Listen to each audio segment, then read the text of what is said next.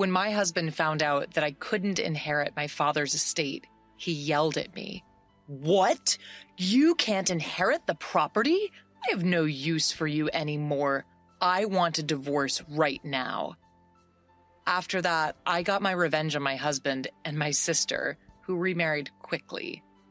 My name is Julie, and I am a 32-year-old office worker who has been married to Brian for 2 years. I met Brian through a relative's introduction, and we got married. My family was quite wealthy, but since my sister, Mary, and I were the only children, our relatives worried about finding an heir, so they introduced Brian, saying he would be fine as a son-in-law. Although my husband didn't end up becoming an adopted son-in-law, he started living with my family at my parents' house. My mother passed away a few years ago, and now my father, my husband, and I live in our family home. My husband seems very kind and treats my father well, but the relative who introduced him warned me about something right before our marriage. "I know I introduced Brian to you, but be careful. He can be a bit obsessed with money." Even though I was about to get married and had already done the engagement ceremony, I couldn't see any signs of my husband being money obsessed, so we went ahead and got married. Even after we married, I kept an eye on my husband because of the relative's words, but he didn't seem to be obsessed with money.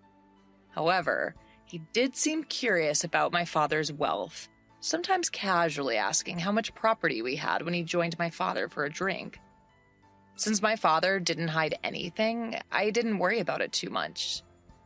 Another thing my husband was interested in was my sister. My sister is 5 years younger than me, and unlike my calm demeanor, she's bright and active and has a flashy social life with men. She doesn't look like me at all, and my husband was surprised when he first saw her. "Your sister is so different from you, Julie, isn't she?" Seeing my husband's fascination by my sister, who is a beautiful woman with striking features, opposed to my plain looks, made me feel a bit uneasy. Still, the reason our relatives introduced me to him was that they were worried I wouldn't get married due to my modest looks and personality, and then there would be no one to carry on our family name. At the time, I thought there was no need to worry since I had a beautiful sister, but I later realized why our relatives were concerned. My father spoiled my sister a lot, letting her go to college after high school and then to a vocational school after graduation. My sister didn't have any specific goals for attending college or vocational school. She just didn't want to work. My mother was strict with my sister, trying to persuade her to find a job after college, but my father insisted on sending her to a vocational school. After graduating from vocational school, my sister got a job at my father's friend's company, but quit after 6 months. I was shocked by the excuse my sister gave when she quit her job. "I can't fully use my talents at that company." My sister, who hadn't even worked for half a year, was acting as if she already understood everything about her job, which left my mother and me dumbfounded. However, my father seemed to believe my sister and quickly found her another job. A while after starting her new job, my mother fell ill and was hospitalized. When my mother was in the hospital, my sister visited her every day, taking time off work. In the end, she quit this job as well and started saying she would take care of our sick mother. Taking care, however, only meant being in the hospital room, chatting with our mother, or staring at her smartphone in the waiting room. I had to go get our mother's laundry and replace it with new clothes during her hospital stay, while my sister was of no help at all. Though my mother might have been happy to have someone to talk to, her condition worsened so much after about a month that she could no longer even have a conversation. 2 weeks after her condition worsened, our mother passed away. My father and sister were so shaken by the sudden loss that they couldn't even prepare for the funeral, so I had to do it. Thanks to the help of our relatives, we were able to send off our mother somehow. After our mother's death, my sister started working part-time and moved out of our family home to live alone. Since her part-time income wasn't enough to pay the rent, our father covered the rent and utility bills, and it seemed my sister spent the money she earned on having fun. When her part-time income wasn't enough, She would go to our father and ask for an allowance. When our mother was alive, she'd been strict with my sister, so our father didn't give her any allowance after she started working. But now he was giving her as much as she wanted. I thought it was no problem if both my father and sister were happy with that arrangement. Even after I got married and started living with my husband in my family home, my father continued giving my sister an allowance. At that time, I didn't realize that my sister was also asking my husband for money, and he was happily giving it to her. Being unable to say no to my beautiful sister, my husband would secretly give her money, saying, "Don't tell Julie about this. She might get jealous if she finds out." My sister would only work part-time when she felt like it and live off the money she got from our father and my husband. But her carefree lifestyle didn't last forever, as our father fell ill and had to be hospitalized. I took care of our father during my breaks from work, but my sister never showed up at the hospital. Instead, she started calling me and demanding money. "I've been getting money from Dad every month, so I want you to keep giving it to me. The rent and utilities are all being withdrawn from Dad's account after all." She spoke to me angrily, but I was shocked to learn this for the first time. I got angry at my sister, who only cared about her own life instead of worrying about our hospitalized father. I really wanted to hang up on her, but she seemed to be in trouble, so I asked her how much money our father had been giving her every month. "How much have you been getting from Dad every month? Hurry up and get a job so you can live on the money you earn." My sister replied grumpily. "You're so annoying. I've been getting $1,000 a month. That's not including rent and utilities, by the way." I was appalled by my sister, who boasted about the amount she was receiving. I thought that if our father kept giving such a grown-up sister so much money, that she would lose any motivation to work seriously. I didn't think it was much of a problem to give my sister money, since I believed our father would recover quickly. However, our father's condition suddenly worsened, and I hurriedly contacted our relatives.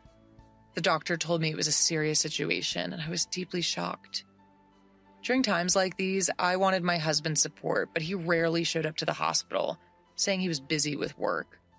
Moreover, when he did visit, he would ask me inappropriate questions like, "Your father's inheritance must be huge, right? Since you and your sister are the only heirs, are you going to split it in half?" I had no words to respond to my husband, who only talked about the inheritance. I realized that what the relatives meant when they said my husband was obsessed with money and felt disgust. When my sister received a call, I explained that our father was in a critical condition, but she only worried about her own finances. "Make sure you pay me my monthly allowance. I can't survive without that money." The call ended abruptly. I was angry at my sister's response, but I was also concerned about the faint male voice I heard on the other end. I recognized the voice and had a bad feeling. About a month later, my father passed away, and neither my sister nor my husband showed up during his last moments. Having experienced my mother's funeral, I realized how heavy-hearted funeral preparations could be. On top of that, neither my sister nor my husband helped at all, and my sister didn't even attend the funeral. My husband did show up at the funeral, but he disappeared immediately afterward, claiming he had work. The relative who introduced me to my husband noticed his absence and asked me about it. "Where's your husband? It's strange for the chief mourner to be absent, isn't it?" All I could do was force a smile and answer, "He seems to be busy with work, so he went back." The relative sighed upon hearing my explanation, and I felt like sighing too. Once the funeral was over and I could finally catch my breath, my husband grinned and asked me, "So, how much did you inherit? Even if you split it in half, you'll get a lot of money, right?" As the relatives had warned before our marriage, my husband seemed to only care about my father's inheritance. Disappointed by my husband's true nature, I gave him an evasive answer. "My sister gets $1 billion and I get zero. We haven't talked to the lawyer yet, and I haven't had time to process my feelings since the funeral just ended." Seeing my husband happily talking about the inheritance, I felt laughing out of anger. Believing my words, my husband yelled, What? You can't inherit any property? I don't need you anymore. Let's divorce right now. I felt the same way, so I retorted, let's do that. You only married me for your father's inheritance in the first place. I'll divorce you. With that, I shoved the prepared divorce papers in front of my husband. As if anticipating this, I took out the divorce papers, which seemed to surprise him a bit, but he signed them anyway. After signing the divorce papers, my husband left the house saying, I'll divorce you, who gets zero inheritance, and marry your sister to get the $1 billion. I didn't care, and immediately went to the city hall to submit the divorce papers. I was able to leave my terrible husband. My ex-husband submitted his marriage registration with my sister the very next day. A few days later, my ex-husband called me. Still believing that story, he yelled, when are you going to start the inheritance procedures? Give Mary her $1 billion already. I had been waiting for my ex-husband to contact me. I didn't want to reach out to him after he left our house. I replied to my ex-husband in a business-like tone, let's have a discussion at my place this Sunday. I'm preparing for the procedure and waiting for you. Brian, my ex-husband, was thrilled at the thought of receiving an inheritance and hung up the phone, but I was looking forward to seeing his face when he found out the truth. Over the weekend, my ex-husband and my sister Mary came to our parents' house, and both of them were surprised that I had called a lawyer. However, Brian seemed to convince himself and said, I guess we need a lawyer when we're inheriting a large amount of the money. Then the lawyer, with a puzzled look, started talking to Brian. There is a matter of inheritance, but before that, there is a matter of a claim for compensation from Julie, your ex-wife, towards you, Brian. He showed Brian several photos. In those photos, Brian was coming out of Mary's house, and the date was clearly written. The lawyer continued talking to Brian. Since these are photos proving infidelity before the divorce, you have to pay compensation. When I heard Brian talking about the inheritance over the phone with Mary, I immediately asked the lawyer to investigate Brian's infidelity. Maybe he thought I was too busy with my father's funeral, but Brian and Mary met at Mary's house almost every day, and thanks to that, I was able to get many evidence photos. The conversation about inheritance turned into a conversation about compensation, and both Mary and Brian were speechless. But Brian quickly recovered and retorted, compared to the $100 million inheritance, compensation is just a small amount. I'll pay it right away. When the lawyer handed him the compensation claim documents, he signed them easily. After confirming that, I told Brian, I'll make sure you pay the compensation since you've signed it. But be happy with Mary, who has zero inheritance. The moment Mary heard zero inheritance, she screamed, What do you mean my inheritance is zero? I'm supposed to have $100 million. Brian's face turned red, and he got angry, saying, There's no way there's zero inheritance. I won't let you take it all for yourself. The lawyer calmly started explaining to the angry pair. Mary is the daughter of your late mother from a previous marriage, and since she has not been legally adopted by your late father, there is no legal parent-child relationship. Therefore, Mary cannot inherit your father's estate. I also told Mary, who seemed to be confused. I don't think you remember because you were only 1 year old when our parents got remarried, but I remember it clearly. I was 6 years old when our parents remarried, and I remember being happy that I suddenly had a sister. I never thought that such a sister would steal my husband. Both our parents were struggling with young children and had someone mediate between them, thinking it would be best for them to remarry. My mother treated me like her real daughter, and my father treated Mary with care. My father might have spoiled Mary because she was not his real daughter, and he wanted to be extra careful with her.